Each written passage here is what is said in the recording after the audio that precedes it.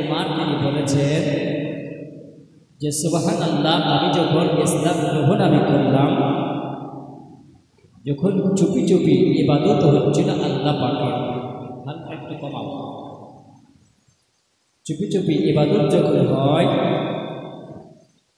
মনের ইচ্ছা ছিল আল্লাহ পাক একজন নবী পৃথিবীতে পাঠিয়েছিলেন, আর পৃথিবীতে পাঠানোর পরে আল্লাহর কাবা যখন তিনি নির্মাণ করেছিলেন, আর এই আল্লাহর কাবা নির্মাণ করার সময় তিনাকে আল্লাহ পাক একটা জান্নাতি পাথর দিয়ে পাঠিয়েছিলেন, একটা জান্নাতি পাথর দিয়ে পাঠিয়েছিলেন। আর এই জান্নাতি পাথরের উপরে তিনি চাপতেন আর আল্লাহর কাবা নির্মাণ করতেন। জোরে বলুন সুবহানাল্লাহ। পাথরটা ছিল কেমন?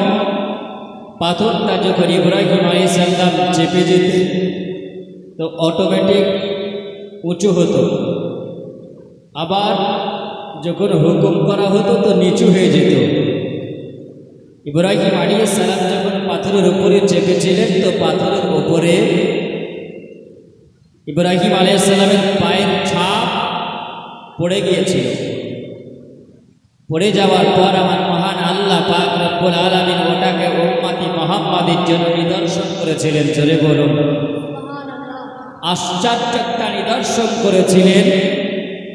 সেটাকে আল্লাহ পাক বলেছিলেন, হে আমার পয়গম্বর ইব্রাহিম আলাইহিস সালাম, আজকে তোমার জন্য আমি আল্লাহ এই পাথরকে সম্মানিত করেছি। জোরে বলুন সুবহানাল্লাহ। পাথরকে আমি আল্লাহ সম্মানিত করেছি। শুধু তাই নয়, উম্মতি মুহাম্মাদের জন্য আমি আল্লাহ এটাকে এমন একটা নিদর্শন বানালাম। আমার নবীকে জানিয়েছিলেন, আমার নবীও বলেছেন, আল্লাহ যে পয়গম্বর ইব্রাহিম আলাইহিস সালাম তোমার কাবাকে তিনি নির্মাণ করেছেন, আল্লাহ তুমি একটা পাথর, জান্নাতি পাথর পাঠিয়েছিলেন। আল্লাহ আমি যদি ওই জায়গাতে সুবহানাল্লাহ 2 রাকাত নামাজ পড়ে আমার ইব্রাহিম পয়গম্বরের সুন্নাতটা পালন করতাম, মহান আল্লাহ পাক উমরে ফারুকে আজম তিনি বলেছিলেন, আর উমরে ফারুকে আজমের মনে আশা বাসনা আল্লাহ পুরা করেছিলেন। জেনে বলুন সুবহানাল্লাহ। তিনি ওই সময় আমার নবীর সামনে যখন প্রকাশ করলেন, ওমর যেমনি প্রকাশ করেছেন, আমার উমরে ফারুকে আজমের জন্য আল্লাহ পাকের পবিত্র কোরআন নাজিল হয়েছে। জোরে বলুন। ওমরের জন্য কোরআন আল্লাহ নাজিল করেছেন।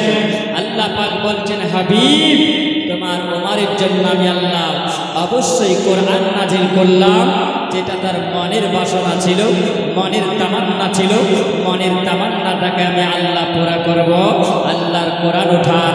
আল্লাহর কোরআন যদি উঠিয়ে দেখে, আল্লাহর কোরআন সাক্ষী দেয় উমরের মনের বাসনাকে আল্লাহ পুরা করলেন। আমার নবী বললেন, আমার নবীকে আল্লাহ তাআলা জানিয়ে দিলেন, বলে আমার গাবে বললাম, আমার নবী গো উমরের জন্য আমি আল্লাহ কোরআন আমি আল্লাহ নাজিল করে দিলাম।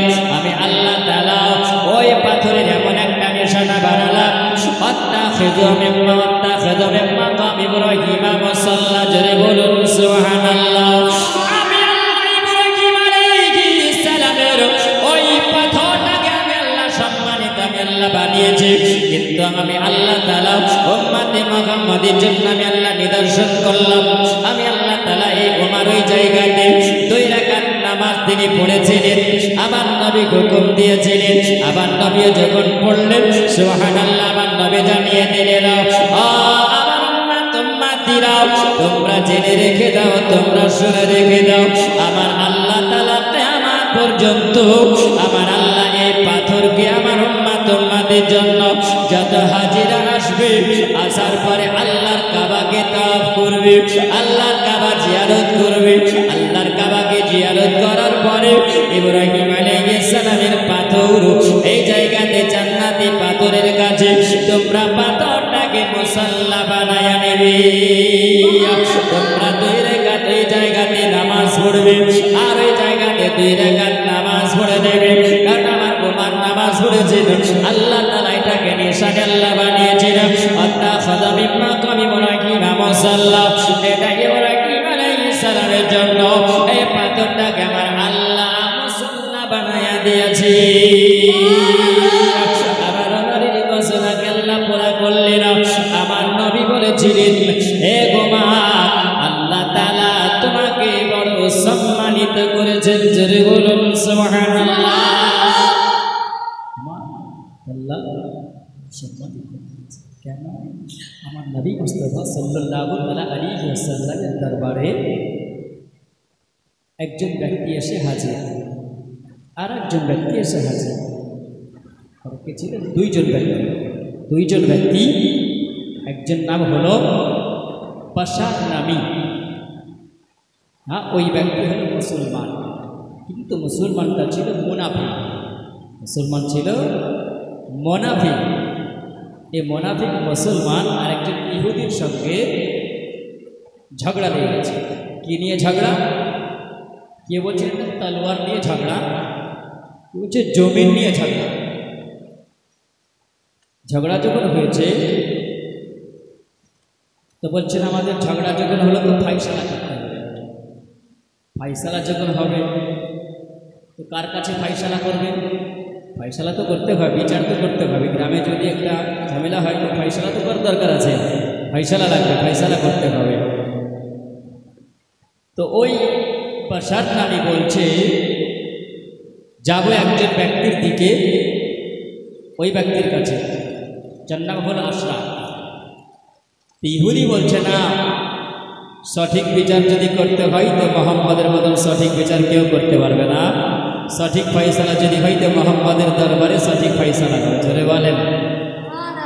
ইহুদির বিশ্বাস কিন্তু একজন মুনাফিকের বিশ্বাস নাই। মুসলমান চিন্তা করেন, আমার নবীর দরবারে আসলো, আসার পরে নবী জিজ্ঞাসা করা হলো কি ব্যাপার?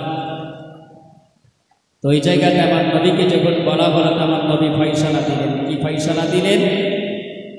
আমার নবী জিজ্ঞাসা করছেন, এ বাশার নামী বলো, কি নিয়ে তোমাদের ঝগড়া হয়েছে? এগুলি বলো, কি নিয়ে ঝগড়া হয়েছে? ওরা বলছে বলো হুজুর তলোয়ার নিয়ে ঝগড়া হয়েছে, কেউ বলছে বলো হুজুর জমিন নিয়ে ঝগড়া হয়েছে। আমার নবীর সম্মুখে যখন বসা গেল, আমার নবীর সম্মুখে বসে যাওয়ার পরে আমার নবী ফয়সালা দিলে, ইহুদিটার দিক থেকে ফয়সালা দেওয়া গেল। জোরে বলো।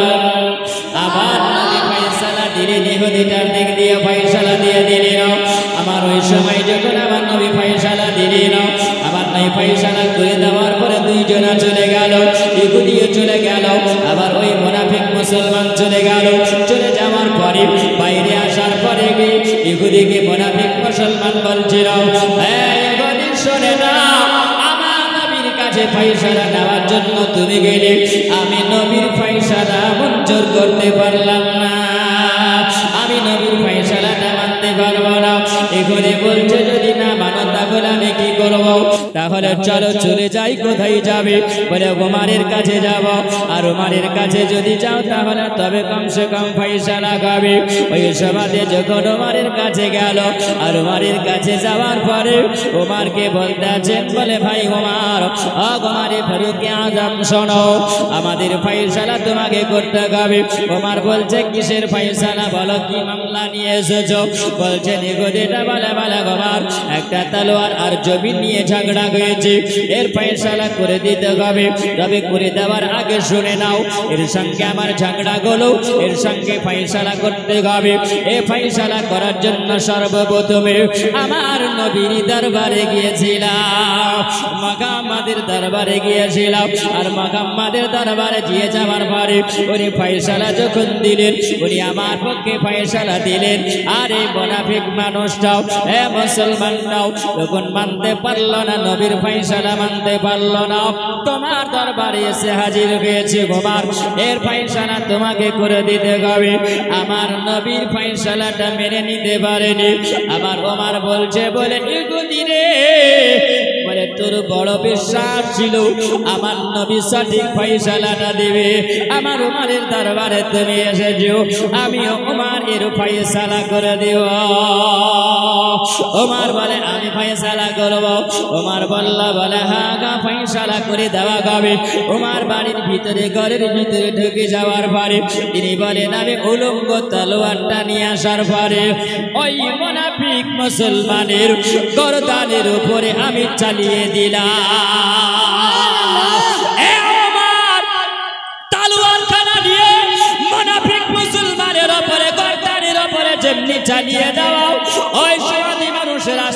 হয়ে গেল। ওমর তুমি কি করলে ওমর? একজন মুসলমানকে তুমি কতল করে দিলে। ওমর একজন মুসলমানকে তুমি হত্যা করে দিলে।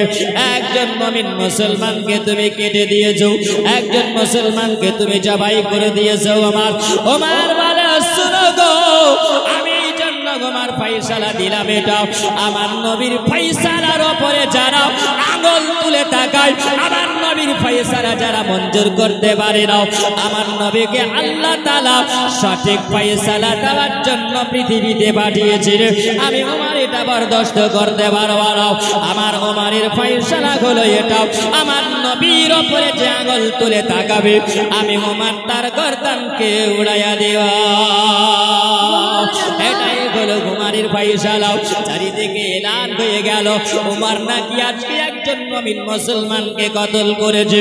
সব দিকে এলান হলো, আমার নবীর দরবারে গিয়ে হাজির করা গেল।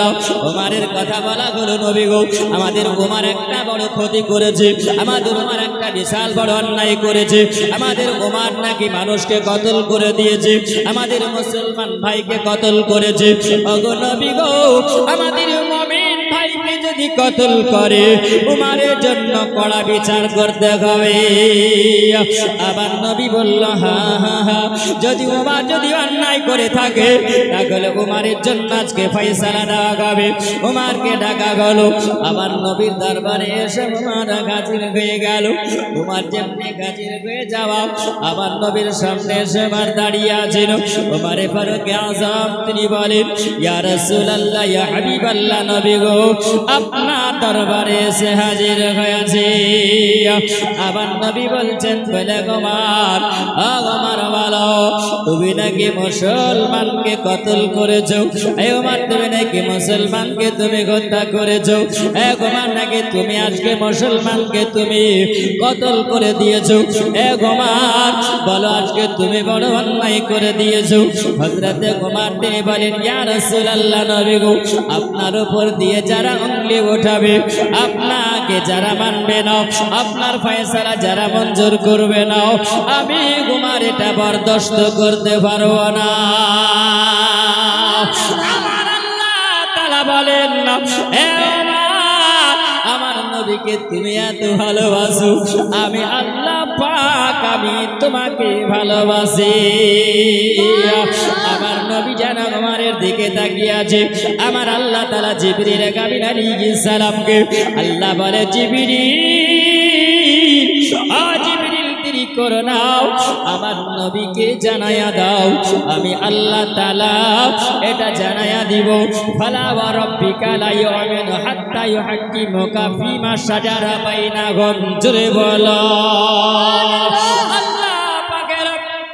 কোরআন আল্লাহ নাজিল করলেন, আমার আল্লাহ তাআলা জানাইয়া দিলেন, এ গাবি বললাম, আমার ওমরের দিকে তাকিয়ে আছো, ওমর কোন মুসলমানকে কতল করে না। জোরে বলুন, ওমর কোন মুসলমানকে কতল করেনি। আমার ওমর এমন একজন মুসলমানকে কতল করেছে, সেটা হলো মুনাফিক। আমার ওমর সঠিক ফয়সালাটা দিয়েছে। ও নবী, আপনার কথার উপরে যারা উঙ্গলি চালাবে, আমার আল্লাহ তাআলা এটা ফয়সালা দিবে। আমার ওমর সঠিক তিনি বিচার করেছে। নাম হলো ওমর। নবীর কথা যদি কেউ একটু চুল পরিমাণ বলতো, ওমর বলতেন, আমি গর্দান উড়িয়ে দিতাম। হযরত ওমর ফারুক আযম যখন তিনি খলাফায়ে রাশিদিন ছিলেন, খোলাফায়ে রাশিদিন যখন তিনি ছিলেন, তো সুবহানাল্লাহ, আমার নবী যখন দুনিয়া থেকে বিদায় নিয়ে চলে গেছিলেন, হযরত ওমর প্রতিনিধি ছিলেন। হযরত ওমর যখন তিনি খলিফা যখন ছিলেন আবু বকর সিদ্দিকের পরে, তো ওমর যখন খোলাফায়ের সিটে যখন তিনি ছিলেন, তো সুবহানাল্লাহ, আমরা ওমর ফারুক আযমের জামানা থেকে এই তারাবির নামাজ 20 রাকাত জামাতে পেয়েছি। জোরে বলুন, আমরা 20 রাকাত নামাজ জামাতে পেয়েছি। ভালো করে শুনবেন, কোন ওয়াহাবির দল, দেওবন্দির দল, যদি আজকে খুদবন্দির দল যদি আপনাদেরকে বলে যে নবী যেটা করেছেন সেটা করব, নবী যেটা করেনি সেটা আমরা করব না। হ্যাঁ, তাকে প্রশ্ন করবেন যে হ্যাঁ রে বেটা, যে সেটা করবে তার আগে করবে না। আচ্ছা বলো, কোনদিন নবী কি নবীর জামাতে তারাবির নামাজ 20 রাকাত পড়েছে? হ্যাঁ, কোন বাপের বেহাটামাজি দেখাতে পারবে? হ্যাঁ, সুবহানাল্লাহ। উমর ফারুক আজমের জামানাতে 20 রাকাত নামাজ জামাতে পড়ানো হয়েছে, জোরে বলুন। তাহলে আমরা খোলাফায়ে রাশিদিনের জামানায় আমরা ইজমায়ে উম্মাতকে ফলো করে এক 20 রাকাত নামাজ জামাতে আমরা পেলাম। তাহলে এটা উমরের সুন্নাত, জোরে বলুন। আমরা তারাবির নামাজ কি পড়ি? সুন্নাত লয়? হ্যাঁ, ভাবছি সুবহানাল্লাহ। উমর ফারুক আজমের জন্য অনেক কিছু আমরা পেয়েছি। রমজান মাসে সুবহানাল্লাহ এলান করা হয়েছিল যে স্বামী স্ত্রীর মধ্যে তোমরা সারাদিন রোজা রাখবে, রাত্রি সন্ধ্যাবেলাতে ইফতার করার পরে তারাবির আগে তোমরা খাওয়া দাওয়া করে নেবে। খাওয়া দাওয়া করার পরে নামাজ পড়ার পরে আর তোমরা আপন আপন বিবির কাছে কেউ যাবে না, তোমরা শুয়ে যাবে। সুবহানাল্লাহ।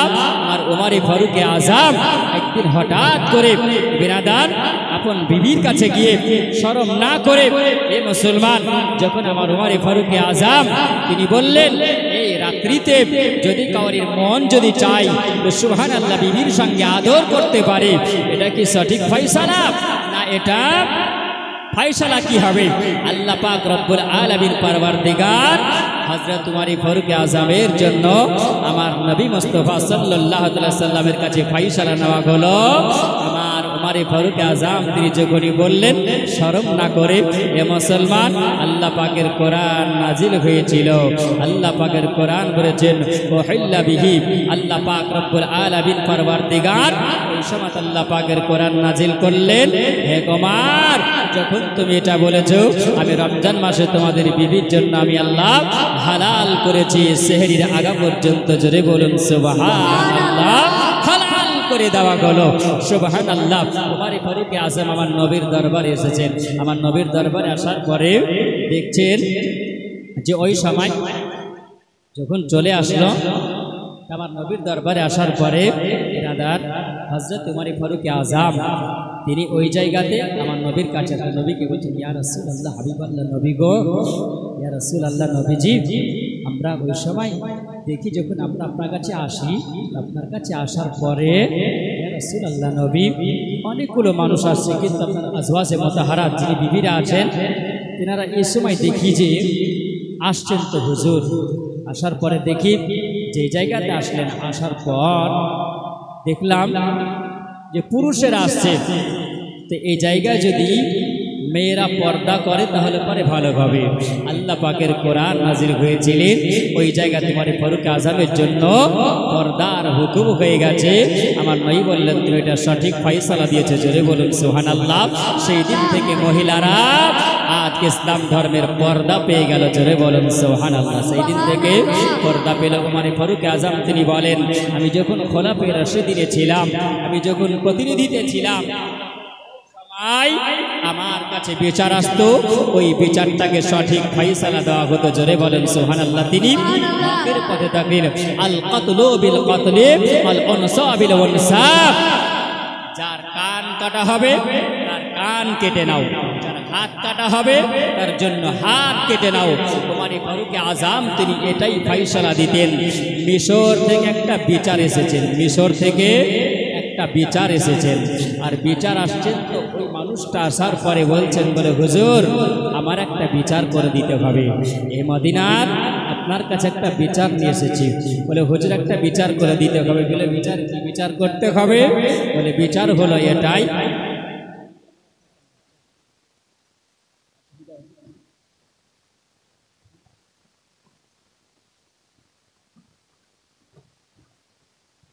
আল্লাহ, অসুবিধা হলে আমাকে বলেন, ভালো লাগছে না কি করছে? হ্যাঁ, কারণ পিছন থেকে সাইড থেকে কথা আসলে অসুবিধা হবে। দুরূদ পড়েন, আল্লাহুম্মা সাইয়্যিদিনা মাওলানা মুহাম্মদ ওয়া আলা আলি সাইয়্যিদিনা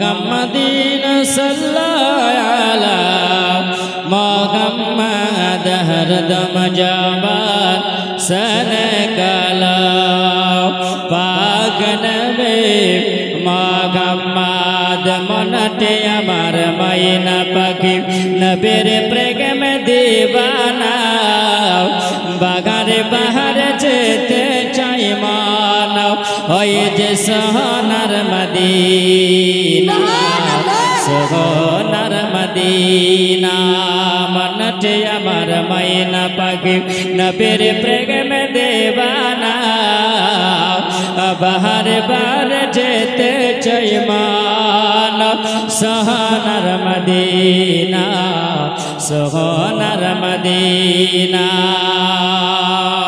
सामने हमारे यारा बसागार केमन गाब पार पाखिर महत नय डाना আমার ডানার বরবার अरे मन तई तो বলি আমার যাওয়া কি আর হবে না বাহার বার যেতে চাই মান সোনার মদিনা সোনার মদিনা मनटे अमर मैना पाखी नबीर प्रेम दीवाना बाहर बार जेते चाই मान सोनार मदीना सोनार मदीना अरब देशेर तेतल मिष्टि आरो मिष्टि बेदाना अब जमजम कोमर पानी खेये देखा गलो ना खेये देखा गलो ना अरब देशेर तेतल मिष्टि आरो मिष्टि बेदाना अब जमजम कोमर पानी खेये देखा गलो ना देखा हलो ना तैत बोली अब्दुल हाद तैत बोली अब्दुल हाद अमर जावा की यार হবে না बागार बार जेते চাই मान ওই যে সোনার মদিনা সোনার মদিনা डाले बोसे डकचे कोकेल कोह कोह करे डाले बोसे डकचे कोकेल कोह कोह करे बोल बोल पाखे डकचे बोसे भरे तादेर मत की आमी यार तादेर मत की आमी यार डकते पारलाम ना बारे बारे जेते चाই मान सोनार मदीना सोनार मदीना मनटे अमर मैना पाखी नबीर प्रेम दीवाना बार बार जेते चाই मान सोनार मदीना सोनार मदीना अल्लाहुम्मा सय्यिदिना मौलाना मुहम्मद वाला आले सय्यिदिना मौलाना मुहम्मद सल्लल्लाहु अलैहि मुहम्मदीन सल्लल्लाहु अलैहि मुहम्मद हरदम जवान सन काला पाक नबी मुहम्मद हरदम जवान सन काला शफियाना मुहम्मद सल्लल्लाहु সাল্লাল্লাহু তাআলা আলাইহি ওয়াসাল্লাম আমার উমরে ফারুক আযম তিনি যখন খলিফায়ে রাশিদিনের যখন তিনি খলিফা ছিলেন প্রতিনিধি তিনি ছিলেন তিনি বলেন আমি রাত্রি বেলাতে একদিন ওমর তিনি ঘুমাতেন না জোরে বলুন সুবহানাল্লাহ একদিন ওমর তিনি বলেন আমি রাত্রি বেলাতে ঘুমাতাম না আমার নবীর কোন মাটিটাও কোন মানুষটা নাকি কোন সময় রাত্রি বেলাতে খেতে পেয়েছে কিনা আমার ওমর বলে আমি রাত্রি বেলায় একদিনে যখন আমি আমার ডিউটি করার জন্য আমি গেলাম ওগো রব্বুল আলামিন আল্লাহ আমার নবীর ওসিলাতে আমার নবী বলেছিলেন বলে ওমর রে ওগো ওমর আজকে তোমাকে খলিফায়ে রাশিদিনের যখন তুমি থাকবে হক পথে তুমি বিচার করবে জোরে বলুন সুবহানাল্লাহ তিনি বলে আমি ওই সমাজে যখন একদিন হঠাৎ করে রাত্রি বেলাতে চলে যাই ওমর বলে দেখে যেন রাত্রি বেলায় একজন মানুষ বসে বসে ডুকরে ডুকরে কাঁদে আর বলে ওগো রব্বুল আলামিন আল্লাহ তাআলা ওগো আল্লাহ আমার বাড়িতে এখন মুসিবত আছে আল্লাহ গো ওগো আল্লাহ তাআলা আমার আমিরুল মুমিনিন তিনি তো খবর দিনাকে কেমন করে দেওয়া হবে তিনি ওই সময় যেন বারান্দাতে বসে বসে আল্লাহ তাআলাকে বলেন ওগো রব্বুল আলামিন আল্লাহ আমার বিবির পেটে এখন বাচ্চা আছে ওগো মাওলা একটা যদি দাইমা যদি এখন পাওয়া যেত তাহলে পারে রব্বুল আলামিন আল্লাহ তাআলা আমার বিবির মনের আর কি মনের ইচ্ছাটা পুরা হতো আমার বিবির কাছে রাখা হতো একজন দাইমা যদি হতো তাহলে আমার বিবির মনে সাহস হয়ে যেত আমার বিবির যদি সন্তান হতে কষ্ট হয় ওগো রব্বুল আলামিন আল্লাহ এই সমাজে আমার বিবির মনে কষ্ট হয় ও মা তিনি ওই জায়গাতে কথাটা তিনি শুনতে পেলেন আর শোনার পরে তিনি ওইখান থেকে চলে গেলেন রাত্রি বেলায় আপন বিবি কি যাবার পরে আমার ওমর বলতে আসি না বিবি রে আমি ওমর তোমাকে ডাক দিই বিবি ও বিবি তুমি বেরিয়ে আসো আবার নবী বিবি যার নাম হলো উম্মে কুলসুম জোরে বলো নবীর আমার ওমরের বিবির নাম কি জোরে বলুন উম্মে কুলসুম আর এই উম্মে কুলসুম ছিলেন কে উম্মে কুলসুম কে ছিলেন জানেন সুবহানাল্লাহ মা খালা তোমরা শোনো ওমর ফারুক আযমের বিবির আদর্শটা কত ভালো প্রতিনিধির আদর্শ কত ভালো সুবহানাল্লাহ এটাই শিক্ষা দিয়েছেন জগৎকে শিক্ষা দিয়ে তিনি গেলেন জগতের মানুষকে শিক্ষা দিয়েছেন ইসলাম ধর্ম শিক্ষা দিয়েছেন এই শিক্ষা মিথ্যার জন্য নয় এই শিক্ষাগুলো সত্যর বাণী জোরে বলুন সুবহানাল্লাহ কোরআন হলো সত্যর বাণী আর এই সত্য আদর্শ দিয়ে গেছেন ওমরের বিবিকে ডাক দিয়ে আমার ওমর তিনি বলছেন বিবি বেরিয়ে এসো তিনি ওই সময় যখন বেরিয়ে আসলেন তিনি বলছেন ওগো আমিরুল মুমিনিন ওগো খলিফায়ে রাশিদিন আপনি গভীর রাত্রিতে আপনি ডাক দিয়েছেন আজকে আপনার মতো যদি প্রতিনিধি থাকেন আজকে ওমরের মতন যদি থাকে তাহলে কোনো মানুষের মদিনার কোনো অসুবিধা হবে না জোরে বলুন সুবহানাল্লাহ এইরকম খলিফা যিনি রাত্রিবেলাতে কোনোদিন ঘুমাননি জোরে বলুন সুবহানাল্লাহ রাত্রিবেলাতে তিনি কোনোদিন ঘুমাননি তিনি যখন ডাক দিলেন তিনি ডাকে সাড়া দেওয়া হলো আসলেন আসার পরে বলছেন হুজুর আপনি ডেকেছেন আমাদের বিবিকে যদি রাত্রিবেলা আমরা ডাক দিই অনেক দূর থেকে পরিশ্রম করে এসেছি সুবহানাল্লাহ বিবি বলবে রাত্রি হয়েছে অনেক রাত এখন ঘুমাও এখন তুমি যদি খাবার পানি কিছু চাও তো দিতে পারবো না চুপচাপ ঘুমিয়ে যাও বলবে না দেখে এ মুসলমান মা খালা শোনো জান্নাত তো সহজ নয়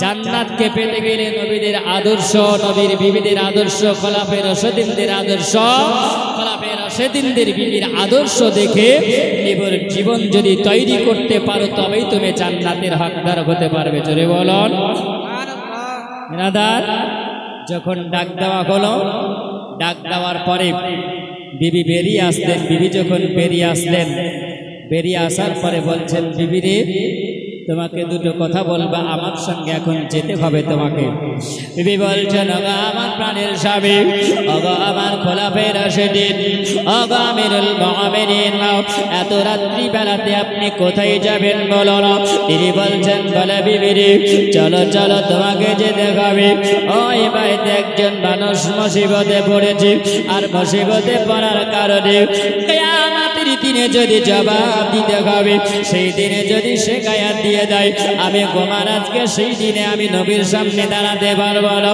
আমি নবীর কাছে যেতে পারবো না এ মুসলমান আমি নবীর কাছে দাঁড়াতে পারবো না ওগো আমার বিবি চলো তোমাকে যেতে হবে কোথায় যাবে বলে তোমাকে দাইমা হয়ে যেতে হবে জোরে বলুন সুবহানাল্লাহ এ দিন শুধু গো মুসলমান আবার আমার ফারুক আজমের বিবি উম্মে কুলসুম তিনি বলেন ইনাকে বলতেছেন বলে বিবি শোনো তুমি যাবে তোমাকে যখন জিজ্ঞাসা করা হবে ওগো মা তুমি কে বলো তুমি কোন সময় পরিচয়টা তুমি দেবে নাও তুমি বলবে আমি মদিনার গোলাম আমি একজন দাইমা জোরে বলো এই জন্য তুমি দাইমার পরিচয়টা দিবে এই জন্য দাইমার পরিচয় দেবে তুমি যদি একজন খোলাফায়ে রাশিদিনের বিবির পরিচয়টা তুমি যদি দাও ওই সময় তোমাকে বড় সম্মান করবে তোমাকে দেখে ভয় করবে আর তোমাকে দিয়ে যখন সম্মান করবে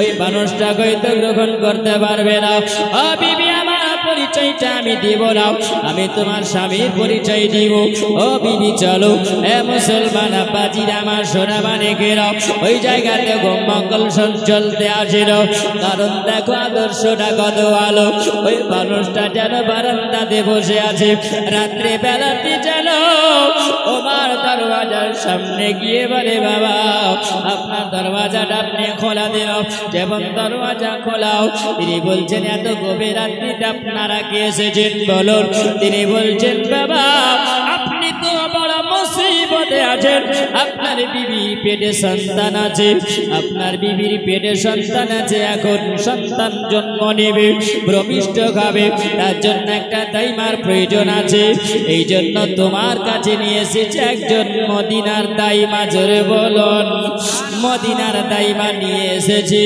মদিনার দাইমাও তিনি বলছেন ওগো বাবাও আপনাকে তো আমি চিনি না আপনি একজন দাইমা নিয়ে এসেছেন আল্লাহ আপনাদের ভালো করুক জোরে বলুন আল্লাহ আপনাদের ভালো করবে আল্লাহ আপনাদেরকে ভালোবাসবে এই বলে উম্মে কুলসুম তিনি বলেন আমি যখন ঘরের ভিতরে প্রবেশ করলাম ওই বারান্দাতে কুমারে ফারুক আজম তিনি মানুষটার সঙ্গে বসে বসে বসে বসে তিনি গল্প করতে আছেন যত গল্প করে যায় তত মধুর গল্প মজা পাওয়া যায় আমিরুল মুমিনিনের কথা বলা হচ্ছে ওগো বাবা আজকে যদি আমিরুল মুমিনিন এই খবরটা যদি না রাখে বলো বলো মুসিবতে মানুষেরা পড়বে কোন মানুষেরা খবর রাখবে জোরে বলুন সুবহানাল্লাহ কোন মানুষেরা খবর রাখবে তবে তিনি বুঝতে পারেন না আমি কার সঙ্গে কথা বলতে আছি হঠাৎ করে যেন ভিতর থেকে বাচ্চার আওয়াজ আসলো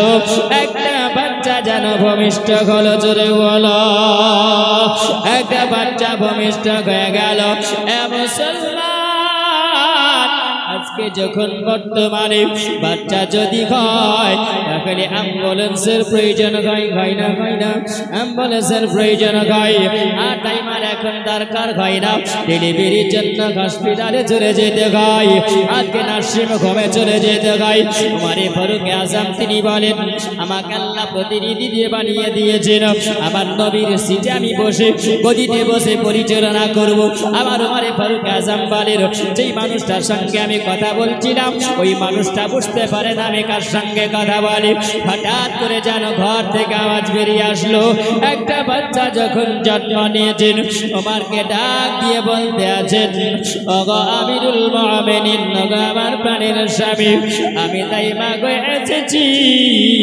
এই জায়গাতে এই মহিলার বাচ্চা জন্ম নিয়েছে বাচ্চা জন্ম নিয়েছে যখন বাচ্চা জন্ম নিয়েছে তো বাচ্চা জন্ম নেওয়ার পরে সুবহানাল্লাহ কি বাচ্চা জন্ম নিয়েছে বা কি বাচ্চা জন্ম নিয়েছিল সেই দিনে আর সেই দিনে উমরে ফারুক আজম তিনার পরিচয়টা দিয়েছেন। তিনি বলেছিলেন, হে জগৎবাসীরা, দেখো উমরে ফারুক আজমের সঙ্গে কেউ যদি দেখা করতেছে জীবনে, উমরে ফারুক আজম মক্কা নগরে তিনি হজ করতে যখন যেতেন তো পায়ে হেঁটে যেতেন। জোরে বলুন সুবহানাল্লাহ। পায়ে হেঁটে যাওয়ার পরে তিনি মক্কা নগরে কোনো সময় বলতেন না যে আমার জন্য তোমরা একটা ঘর রাখিও, ভালো একটা মাকান তোমরা দেখিও। তিনি বলতেন না, তিনি বলতেন যে আমি যখন যেতাম তো কেউ বুঝতে পারতো না আমি খোলাফায়ে রাশিদিন একজন প্রতিনিধি, আমি ওমর গাছের তলাতে রাত কাটিয়ে দিতাম। জোরে বলুন, গাছের তলায় রাত কাটিয়ে দিতেন উমরে ফারুক আজম। তিনি বলেন আমি 10 বছর ধরে প্রতি বছরের ন্যায় আমি হজ করেছিলাম। জোরে বলুন সুবহানাল্লাহ। একজন ব্যক্তি মিশর থেকে এসেছেন উমরে ফারুক আজমের সঙ্গে দেখা করবেন। হঠাৎ করে তিনার সঙ্গে যখন দেখা হয়েছিল, তিনি একজন গাছের তলায় বসে আরাম করছেন। গাছের তলায় বসে তিনি তলে দিয়ে তিনি আরাম করছেন। ওই মানুষটা এসে জিজ্ঞাসা করছেন, বলে বাবা তুমি কে? আমি একজন মিশর থেকে এসেছি, তুমি বলতে পারো উমরে ফারুক আজম যিনি খোলাফায়ে রাশিদিন তিনার সঙ্গে আমি একটু সাক্ষাৎ করব। হে মুসলমান, আদর্শ দেখো কত সুন্দর। উমর বলছেন, বলে কি বলবে বলো, কি বলবে বলো? বলছে তোমার সঙ্গে বলে আমার কোনো লাভ হবে না, উমরের সঙ্গে কথা বলতে হবে।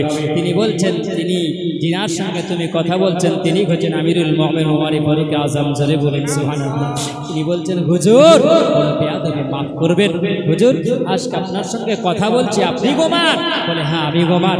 বলে বেয়াদবি মাফ করবেন হুজুর, আজকে আপনি যে আমার সঙ্গে কথা বলছেন আপনার এই জায়গাতে থাকা তো দরকার হয় না, আপনি থাকবেন এমন একটা জায়গায় সেটা হবে সুন্দর ঘর হবে, ভালো হবে। বললেন যেনারা আল্লাহ ওয়ালা হবে তাদের জন্য কোনো মাকানের দরকার হয় না। জোরে বলুন সুবহানাল্লাহ। জি আমার সোনা মালিকেরা, ভাইরা আমার, উমরে ফারুক আজম তিনি যখন ওই জায়গাতে বাচ্চা জন্ম নিলেন তিনি পরিচয় দিবেন। আমার উমরে ফারুক আজমের ওসিলায় সুবহানাল্লাহ পানি বর্ষণ হয়েছে। জোরে বলেন সুবহানাল্লাহ। পানি বর্ষণ হয়েছে, এর আলোচনা হবে। মিশরের পানি বন্ধ হয়ে গেছিল, মিশরের নীলনদ বন্ধ হয়ে গেছিল। উমরে ফারুক আজম সুবহানাল্লাহ তিনি দোয়া লিখে দিয়েছিলেন, পানি বর্ষণ হয়েছিল। কিভাবে পানি বর্ষণ হয়েছিল ইনশাআল্লাহ আলোচনা হবে। বাপ আমার উমরে ফারুক আজমের মহব্বত ভালোবাসায় বিরাদার সুবহানাল্লাহ আপনাদের খোদার ঘর মসজিদের জন্য উম্মে কুলসুমের ওসিলায়, যিনি উম্মে কুলসুম কি ছিলেন এ মা জননী শোনো, তার আদর্শটা দেখো। উম্মে কুলসুম তিনি কে ছিলেন? তিনি ছিলেন আমার আলী আল মুর্তজার মা ফাতেমার বেটি। জোরে বলুন সুবহানাল্লাহ। হযরতে আলী আল মুর্তজার বেটি উমরে ফারুক আজমের সঙ্গে বিয়ে হয়েছিলেন। তিনি প্রতিনিধির হয়ে সুবহানাল্লাহ আদর্শ কত সুন্দর করেছিলেন, জগৎবাসীকে দিয়ে গেছেন। সুবহানাল্লাহ। বাপজি ভাইরা আমার,